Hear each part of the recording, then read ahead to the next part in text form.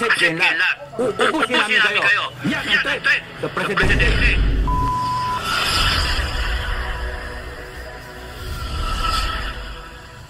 Matindi ang naging babala ng mga miyembro ng Armed Forces of the Philippines, lalo na ang mga retiradong general laban kay Pangulong Bongbong Marcos at sa Kongreso sa kanilang panggigipit sa ating Vice President na si Sara Duterte. Mas dumadami na nga sa ating mga kasundaluhan, retirado man o aktibo sa serbisyo, ang nagpahayag ng kanilang pagkadismaya sa Rehimeng Marcos dahil sa kaliwat ka ng pagnanakaw at pang-aabuso sa kabanang bayan.